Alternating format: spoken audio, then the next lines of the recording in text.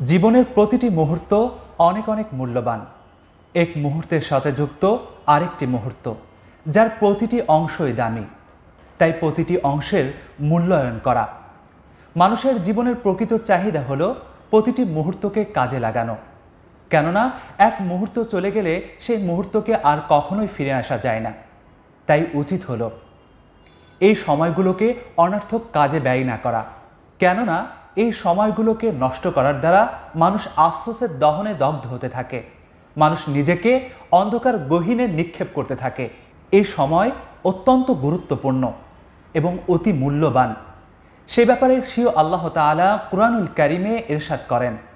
তিনি বলেন, ওয়াল আসর, নিশ্চয় এই সময় অত্যন্ত গুরুত্বপূর্ণ, অত্যন্ত মূল্যবান। তাই তোমরা এই সময়ের মূল্যায়ন করতে থাকো। এই সময় ফুরিয়ে গেলে আর কখনোই পাবে না। অপর আয়াতে বলেন, লা ইস্তাখিরুনা সাআতা ওয়া লা ইস্তাকদিমুন, মানুষের এক মুহূর্তকে এইদিকেও করা হবে না, ওই দিকেও করা হবে না। তাই সময় সচেতন হওয়া।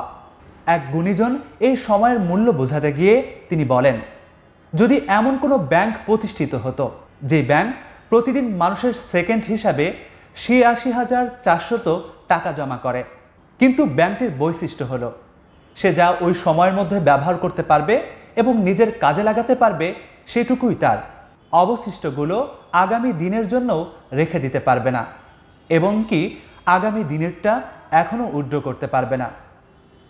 তাহলে অবশ্যই আমরা সময়ের প্রতি সচেতন হয়ে সূর্য অস্ত যাওয়ার পূর্বেই ব্যাংক থেকে সমস্ত টাকা পয়সা উঠিয়ে নিতাম। কিন্তু প্রিয় দর্শক, আমাদের কি এটি জানা আছে? আমাদের প্রত্যেকের সঙ্গে একটি ব্যাংক রয়েছে।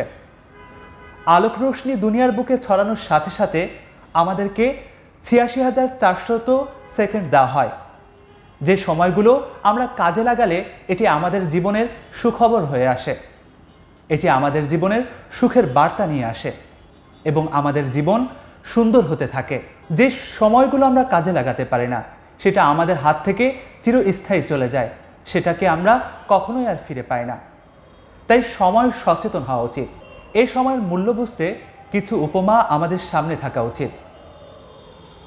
আমরা যদি এক বছরের মূল্য বুঝতে চাই, তাহলে অবশ্যই আমরা যেন একজন ছাত্রর দিকে তাকাই যে নিজের ফাইনাল ইয়ারে ফেল করেছে, বসে আছে এক বছর। আমরা যদি একটি মাসের মূল্য বুঝতে চাই, অবশ্যই আমরা যেন ওই মায়ের দিকে লক্ষ্য করি যেই মা অষ্টম মাসে প্রসব করেছে, সন্তানকে দুনিয়ায় ভূমিষ্ঠ করেছে।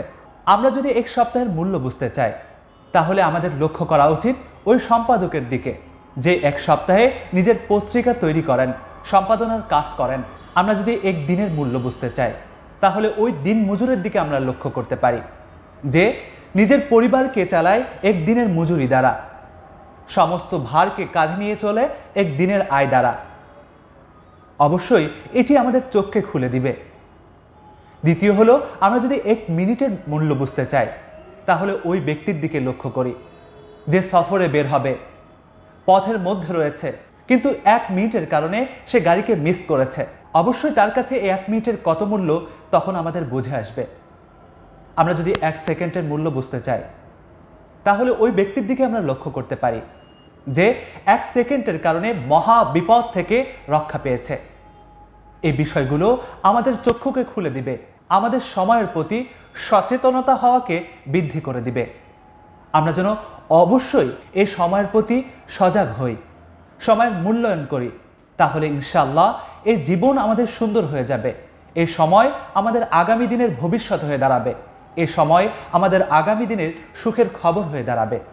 আল্লাহ তাআলা আমাদের প্রত্যেককে সময় সচেতন হওয়ার তৌফিক দান করুন এবং সময়ের মূল্যায়ন করার তৌফিক দান করুন।